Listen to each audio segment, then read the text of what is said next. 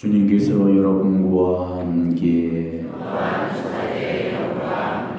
성 요한이 전한 거룩한 복음입니다.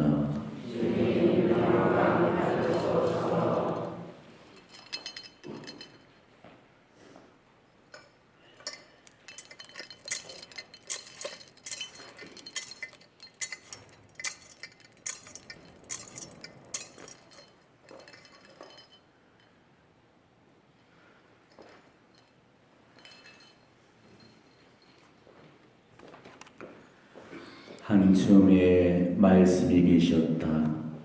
말씀은 하느님과 함께 계시는데 말씀은 하느님이셨다. 그분께서는 한처음에 하느님과 함께 계셨다. 모든 것이 그분을 통하여 생겨났고 그분 없이 생겨난 것은 하나도 없다.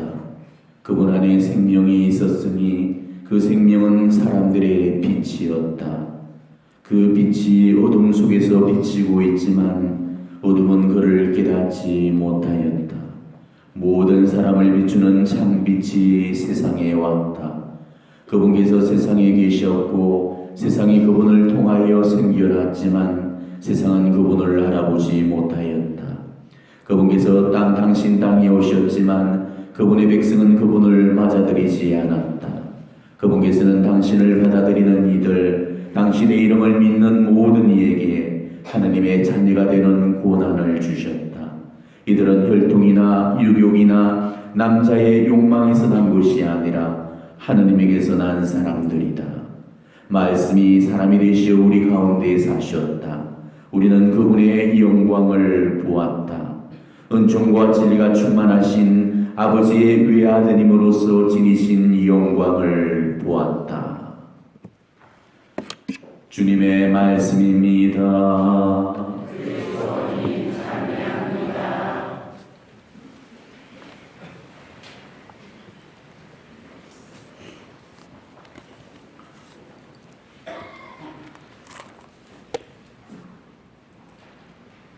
오색 찬미한 저 성탄 트리와 그리고 저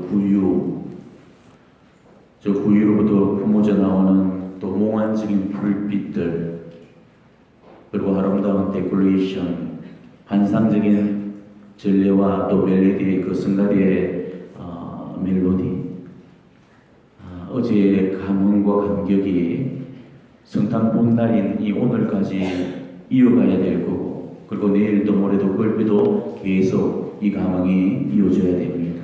지금 우리가 보내고 있는 이 성탄 대축일은 8일 동안의 기쁨을 이어가도록, 그래서 8구 축제라고 이걸 부르죠. 축제입니다. 페스티벌. 축제라는 것은 먹고 마시면서 기쁨을 발산하는 것이죠. 주와 죽을 만큼 죽고 못 살아야 이게 축제인 겁니다. 우리가 그렇게 8일 동안을 이 대축일의 감격과 기쁨과 영광을 계속 이어가야 되는 것입니다. 어젯밤 우리가 성탄 성야에서 누렸던 그 벅찬 기쁨과 감동을 우리는 오늘 이 전례 안에서도 꼭 누리시고 경험해 보시기를 바랍니다. 아직도 성탄의 기쁨을 제대로 누리지 못하신 분들이 우리 중에도 많이 있을 줄을 압니다. 아직도 해결되지 않는 그런 문제들 앞에서 한숨 씻고 또 고뇌하고 신음하고 계시는 분들, 성탄은 왔지만 여전히 깊은 내림의 밤을 살고 계시는 그런 분들도 계실 겁니다.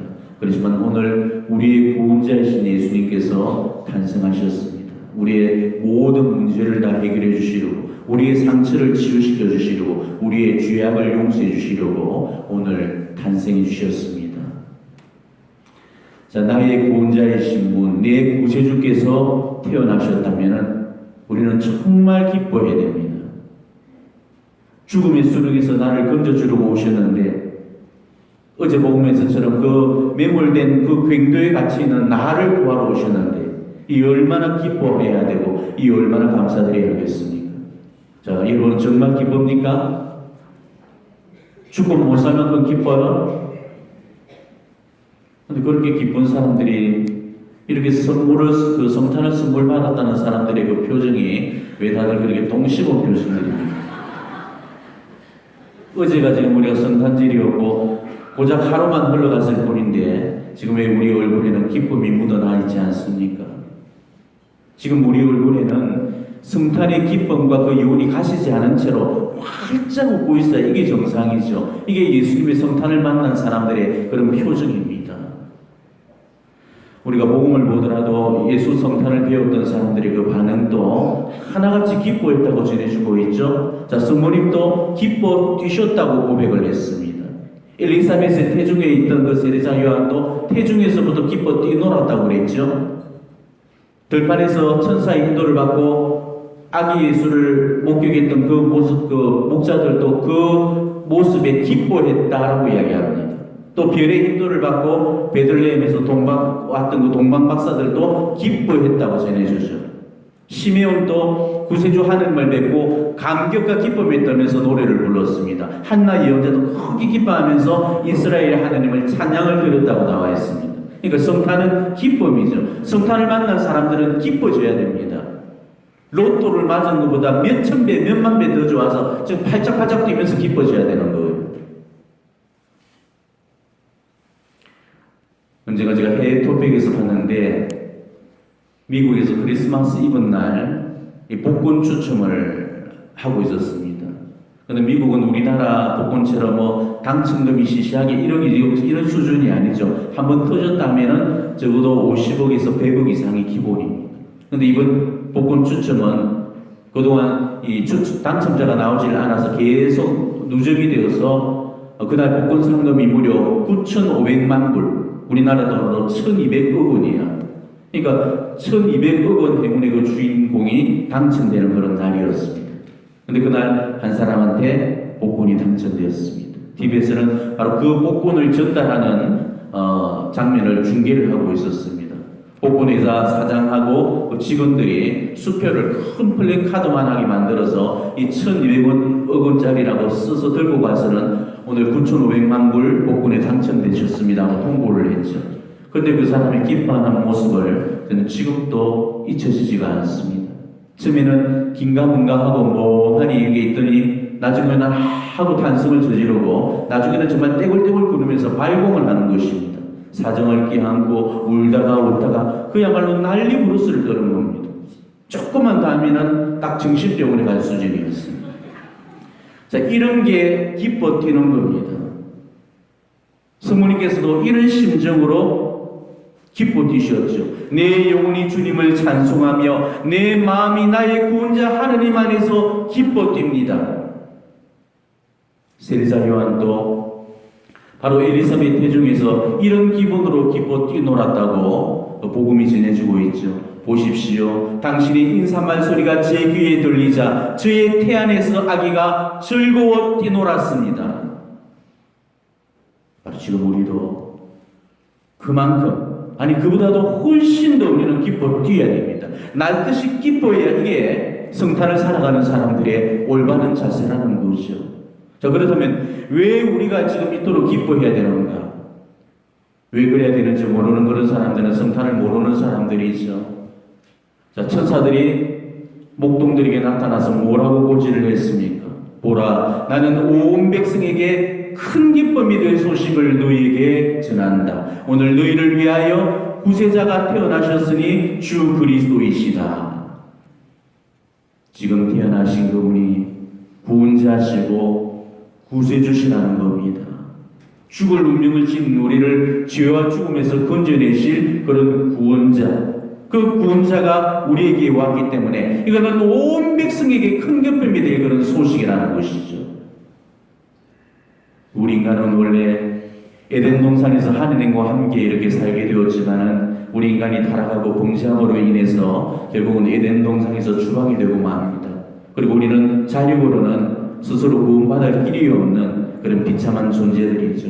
그분이 오시기 전까지만 해도 우리 인간은 죄와 죽음의 사슬에 묶여서 지옥의 권세의 지배를 당하고만 있었습니다.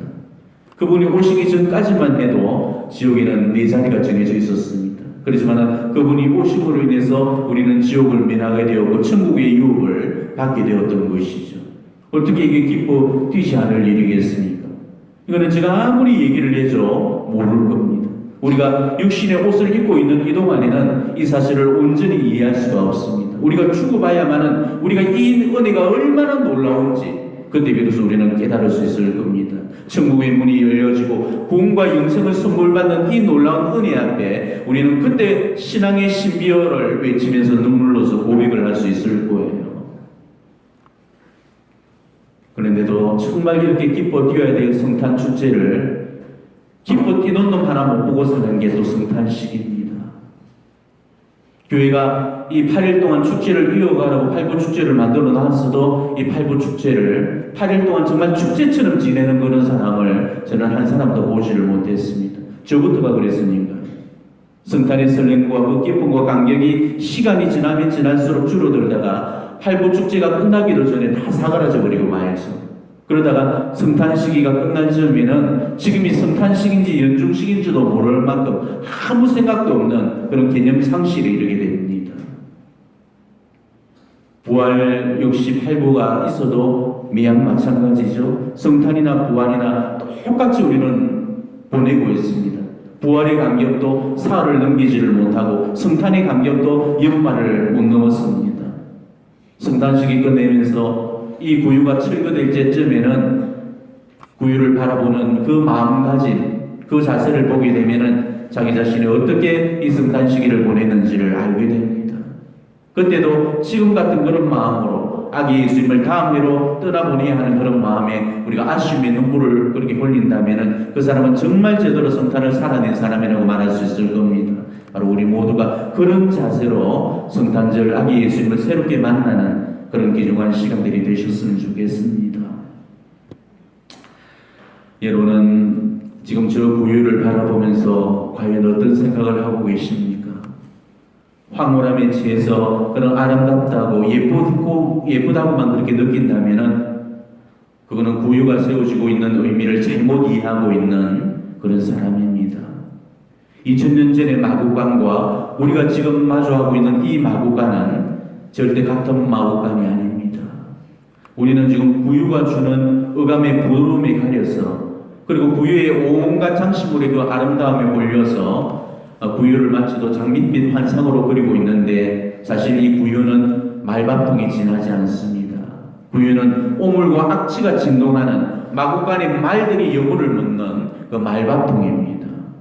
그 구유 위에 아기 예수님께서 뉘어지셨다는 겁니다. 어째서? 왜? 무엇 때문에? 우리는 이 질문을 우리 각자에게 던져야 됩니다. 우리의 구원자가 왜 저런 모습으로 누워 계실 수밖에 없는지, 어째서 무엇 때문에 저럴 수밖에 없는지 그 이유를 묻고 그 원인을 우리가 찾아봐야 되는 것입니다. 정말 그 이유를 깨닫는다면 이거는 박수치고 탄성질을 그런 일이 아니라 정말 가슴 아파하고 눈물 흘려야 될 그런 일입니다.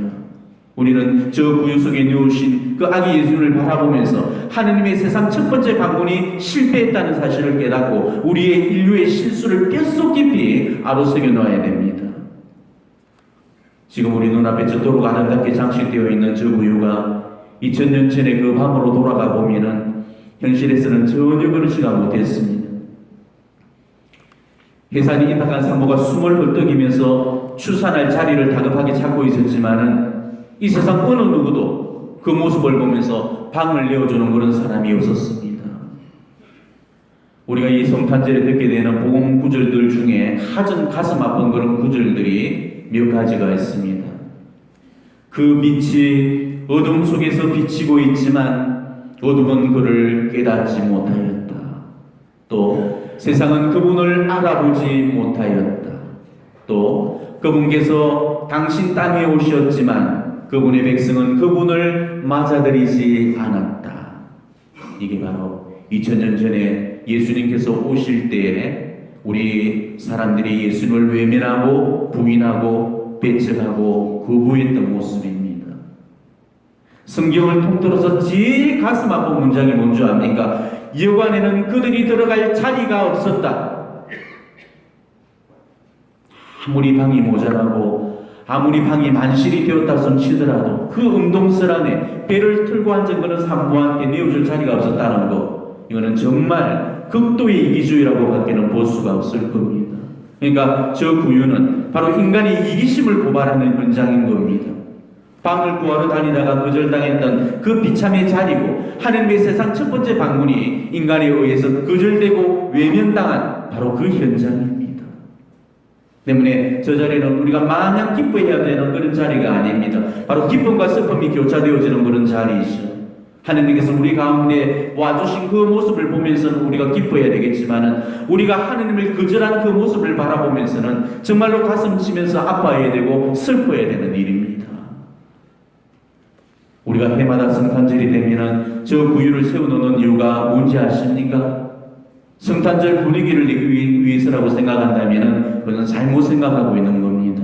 바로 저 구유를 바라보면서 2000년 전에 그 사람들이 구세주를 외면하고 거절함으로써 하나님의 세상 첫 번째 방문이 실패했다는 것을 깨닫고, 우리는 더 이상 역사의 신수를 반복하지 말자는 그런 뜻으로 지금 세워놓은 것입니다. 우리는 바로 저 구유를 보면서 예수님의 두 번째 방문만큼은 절대로 저런 모습으로 이루어져서는 안 된다는 것을 뼛속 깊이 우리는 각인을 해놓으셔야 됩니다. 우리 주님의 재림을 기다리고 있는 그런 우리들이 적어도 예수님의 두 번째 세상 방문 때는 이런 첫 번째 세상 방문 때처럼 정말 예수님을 외면하고 거절하는 일이 없도록 우리는 다시 한번 이 구유를 바라보면서 우리의 마음 자세를 갖고 새로운 그런 마음으로 우리가 예수님을 맞이해야 될 그런 각오와 결심을 세우셔야 되는 것입니다. 때문에 저 구유는 우리 하나님께서 우리 인류에게 주시는 고발이고 경고입니다. 비단 2000년 전에 유다인들을 향한 그런 고발이고 경고만이 아닙니다. 우리에게 주시는 고발이고 경고이기도 하죠. 나의 구원자이시고 나의 주님이신 그분께 가장 소중한 자리를 마련해 드리지 못하고 있는 바로 우리의 불경과 무례를 꾸짖고 고발하고 있는 것입니다. 우리는 저 구유를 바라보면서 주님의 자리를 내어드리지 못했던 그 2000년 전의 완고함과 이기심을 마음 아파하면서, 비록 예수님의 세상 첫 번째 방문은 실패했지만은 두 번째 세상 방문만큼은 더 이상 거절하거나 뺏어가지 않고 오시는 예수님께 자리를 내어드릴 수 있어야 됩니다. 이게 성탄절 구유가 주는 의미고, 구유를 바라보면서 우리가 다짐해야 될 그런 우리의 결심이 되는 것입니다. 성탄 사건을 생각하면은 하나님께서 인간을 생각하는 그 마음과 우리 인간이 하나님을 생각하는 그 마음은 달라도 너무 다르다는 사실을 알 수가 있죠. 우리는 하나님을 배척하고 거부해버렸지만은 하나님은 우리를 너무나 사랑하신 나머지 당신의 하나뿐인 외아들마저도 내어주셨습니다. 하나님의 사랑을 외면해버린 우리들이 과연 이런 하나님의 사랑을 이해할 수가 있겠습니까?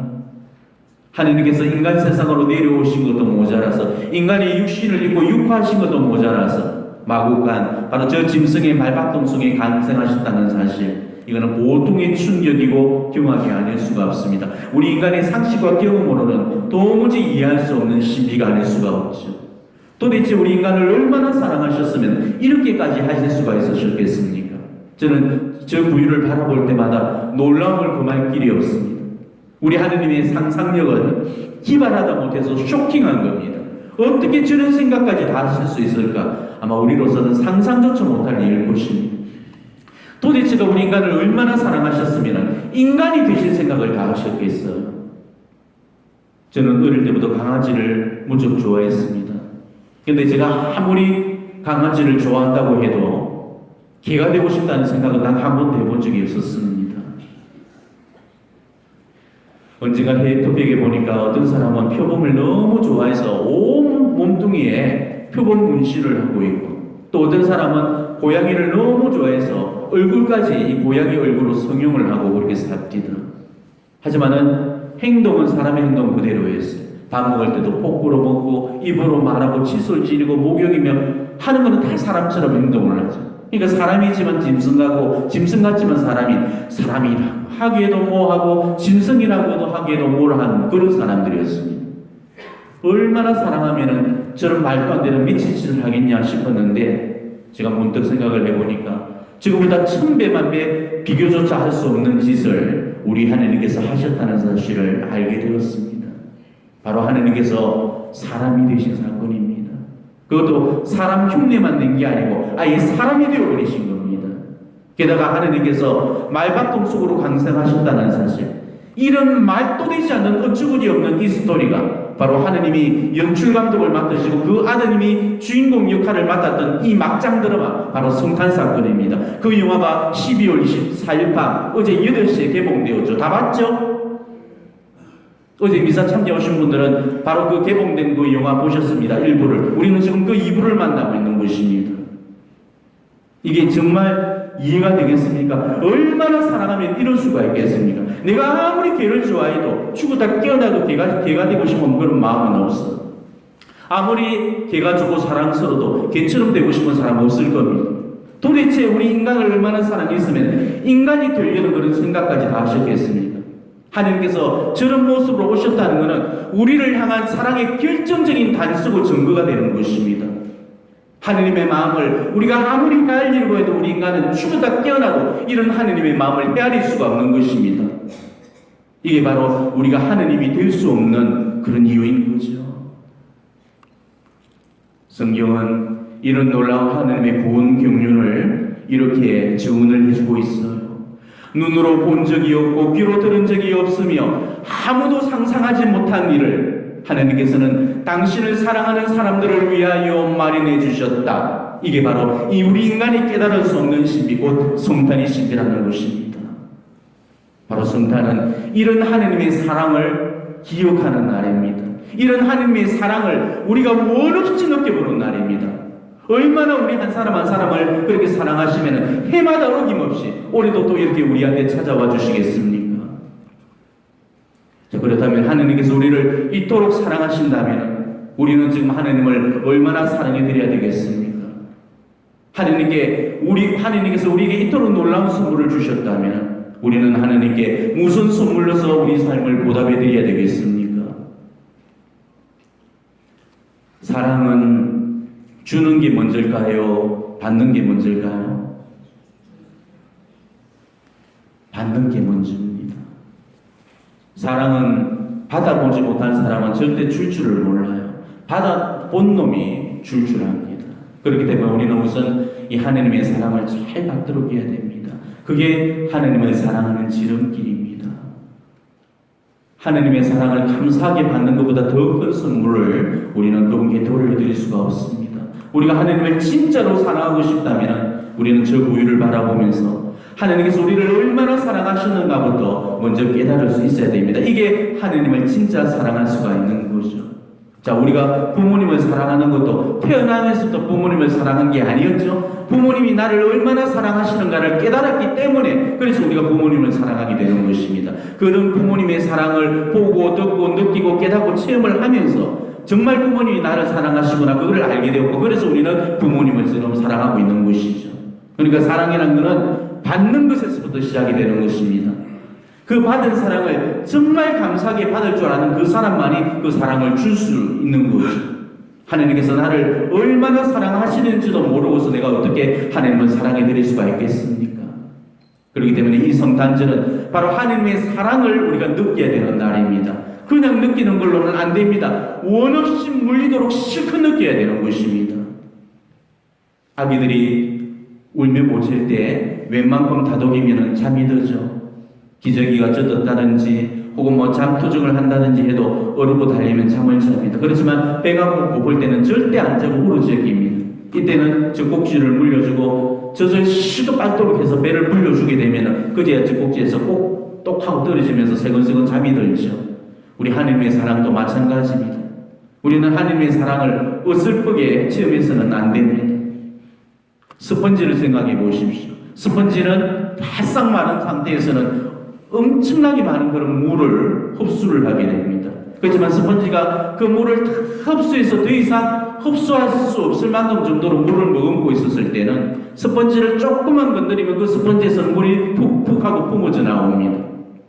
그 정도로 우리가 하나님의 사랑을 내 온 존재로 흠뻑 적셔야 됩니다. 그렇게 우리가 하나님의 사랑을 체험하고 나서야 하나님을 제대로 사랑할 수 있고 바로 하나님의 그 사랑으로 채워진 바로 그 심령 안에서 누가 나를 건드려도 하나님의 사랑으로 품어져 나올 수가 있는 그때 비로소 내가 이웃 사랑도 하나님의 사랑으로 할 수가 있다는 거죠. 우리가 성탄 시기 동안 이 구유 앞에 꿇어 앉아서 우리가 먼저 첫 번째로 해야 될 작업이 바로 이겁니다. 하나님의 차고 넘치는 이 사랑 앞에 정말로 감격하고 기뻐하고 감사하면서 하나님의 이 사랑을 원 없이 물리도록 실컷 느껴보는 겁니다. 저 구유를 바라보면서 하나님께서 나를 위해서 지금 무슨 일을 하셨는가를 보시고 내가 얼마나 분에 넘치는 사랑을 지금 받고 있는가를 깨달으시고 우리는 먼저 이 하나님의 사랑 앞에 목 놓아 울 수 있어야 됩니다. 바로 그럴 때 감사와 감격이 터져나오고 우리는 하나님의 이런 놀라운 구원 경륜 앞에 진정으로 기뻐할 수가 있을 겁니다. 그때 진짜로 우리가 이 성탄이 기뻐 뽐놀고 뛰놀 수가 있다는 거죠. 그리고 바로 그럴 때 내가 뭘 들여서 하나님 사랑에 보답을 해드릴지를 비로소 모를 수가 있게 된다는 것이죠. 하나님께서는 우리를 너무나 사랑하신 나머지 당신의 외아들마저도 내어주셨는데 우리는 하나님을 얼마나 사랑해드리고 있고 어떠한 선물로 지금 보답해드리고 있는가를 반성해 봐야 됩니다. 우리는 하나님께서 당신 자신을 전부 다 주신 것만큼 우리 자신을 전부 다 드리지 못하고 있잖아요. 하나님께서 우리를 사랑하신 만큼 우리도 하나님을 사랑한다고 정말 자신 있게 말할 사람이 우리 중에 몇이나 있겠습니까? 드린 건 없이 그저 받기만 했던 그런 염치 없는 사랑 앞에 우리는 정말로 미안한 그런 마음이 들어야 되는 것입니다. 여러분 사랑 다 해보셨죠? 그래서 지금 결혼을 하시고 자식을 다두고 있잖아요. 이 세상에서 가장 가혹한 사랑이 어떤 사랑인 줄 압니까? 짝사랑입니다. 여러분 짝사랑 해봤어요? 안 해봤으면 말을 하지 마십시오. 사랑은 쌍방적인 겁니다. 근데 짝사랑만큼은 일방적이죠. 나는 그 사람을 사랑하는데 그 사람은 나를 사랑해주지 않습니다. 이게 얼마나 가혹한 일인지 몰라요. 하지만 그거는 그래도 낫습니다. 그 사람이 나를 사랑할 수 있도록 어떻게든 만들면 되니까 뭐 돈으로 환심을 사서 만들든 어떻게 하든 얼마든지 그 사람을 내 거로 만들 수가 있잖아요. 그렇지만 짝사랑 중에서 정말 비참한 사랑이 있죠. 나는 그 사람을 사랑하는데 그 사람은 나를 안 보고 다른 사람을 사랑하는 이것만큼 미치고 환장하고 발작 뛸 일이 없을 겁니다. 내가 아무리 그 사람을 봐도 그 사람은 절대로 나를 안 봐줍니다. 이미 자기가 사랑하는 그 사람한테 완전히 필이 굽혀있기 때문에 내가 들어갈 수 있는 틈이 없는 거죠. 그런데 이보다도 더 고약스럽고 못된 사랑이 있죠. 주는 선물들은 족족 다 받고 달라는 선물까지 요구해서 다 받아가면서도 선물만 받고 사람은 그들도 보지 않는 거. 그러면서 다른 사람만 사랑하는 거. 그 사람은 진짜로 뻔뻔하고 꼬름하고 야비한 거죠. 우리는 지금 웃고 있지만은 예수님이 만일 우리한테서 이런 사랑을 받고 계시다면 우리가 지금 예수님을 이렇게 사랑하고 해드린다면 우리는 정말 야비하고 뻔뻔하고 배은망덕한 일이죠. 나는 아니에요. 나는 정말 예수님이 사랑해요라고 정말 자신 있게 말할 수 있는 사람이 우리 중에 몇이나 있겠습니까? 어쩌면 우리가 이런 예수님의 사랑을 이처럼 가볍게 만들어버리고 있는지도 모릅니다. 받기만 하는 영치 없고 이기적인 그런 사랑을 해서는 안 됩니다.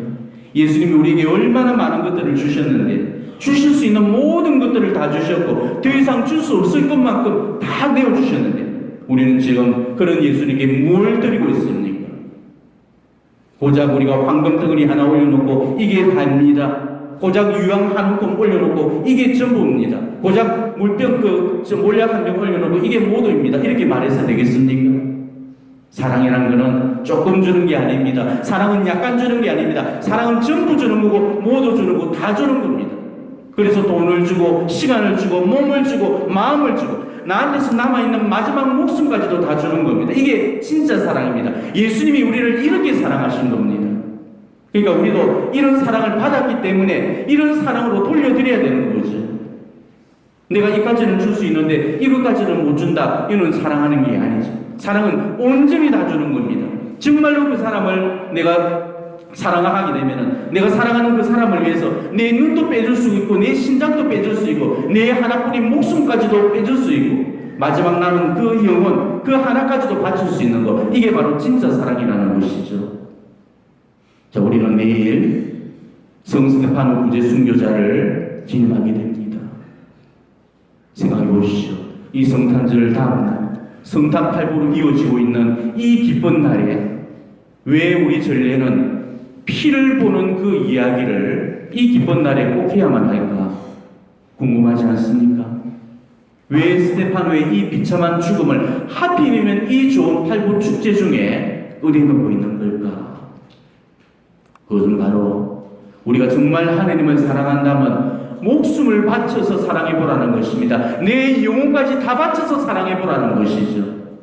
자, 스테파노가 죽음하면서 남긴 그 마지막 고백이 뭐였죠? 주 예수님, 제 영을 받아주십시오. 받아달라고 했습니다. 육신까지 목숨까지 다 바치고 정말 더 이상 바칠 게 없을 때 마지막 남은 그 하나 불멸의 영혼까지 예수님께 드렸습니다. 이게 진짜 복음이고 이게 복음의 완성이라는 거죠. 우리도 예수님을 이만큼 사랑해 보자는 겁니다. 우리에게도 이런 사랑을 해보자는 거예요. 왜? 예수님이 우리에게 이런 사랑을 하셨으니까. 예수님이 우리에게 이런 사랑을 주셨으니까.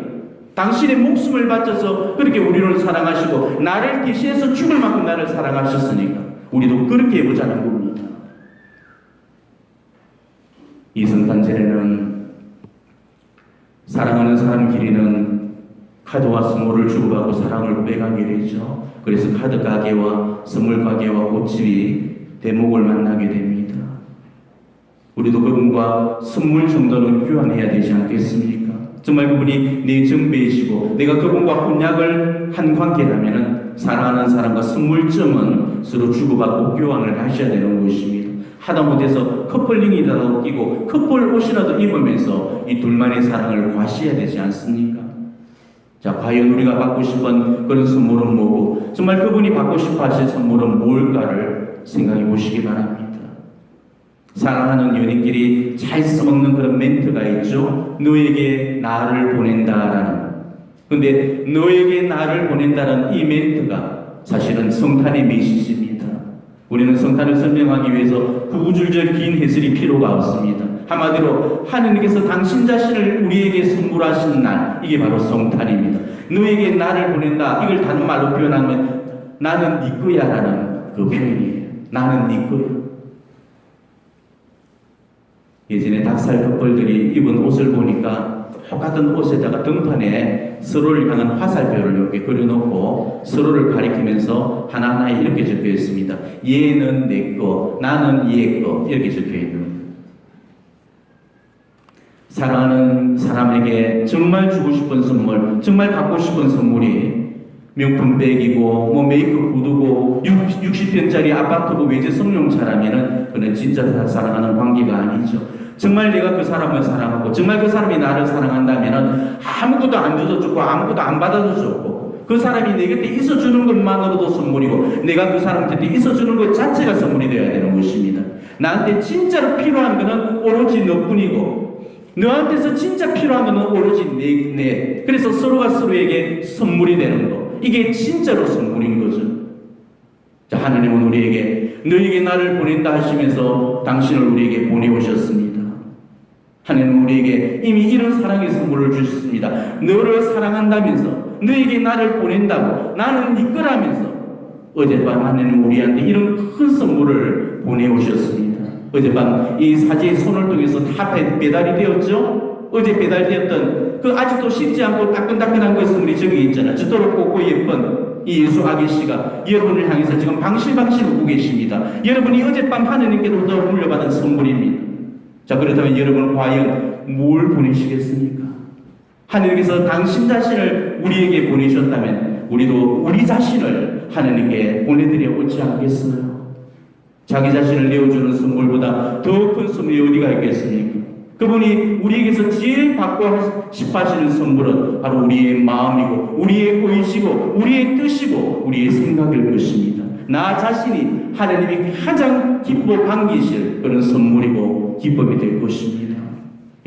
하나님이 당신을 우리에게 주셨듯이 오늘 우리 역시도 하나님께 우리 자신을 온통으로 다 드릴 수 있기를 바랍니다. 우리가 하나님께 드릴 수 있는 그 최고 최상의 선물은 바로 하나님께서 주신 선물처럼 우리가 돌려드리는 것입니다. 너에게 나를 보낸다라고 하셨으니까 당신께 저를 바칩니다. 이렇게 말해야 우리가 가장 옳은 선물을 하나님께 돌려드리는 거죠. 스테파노처럼 정말 일평생을 하나님께 충실하며 마지막 순간까지 예수님께 사랑의 고백을 남기면서 내 남은 그 불멸의 영혼까지 온전히 다 바쳐갈 수 있도록 오늘 하느님의 가없는 사랑 앞에 우리의 사랑을 놓고 이 하루를 지내봤으면 좋겠습니다. 오늘날 예수님의 사랑과 은총만큼 또 여러분의 하느님 그 사랑이 더욱더 빛나는 그런 하루가 되기를 진심으로 축원합니다. 아멘.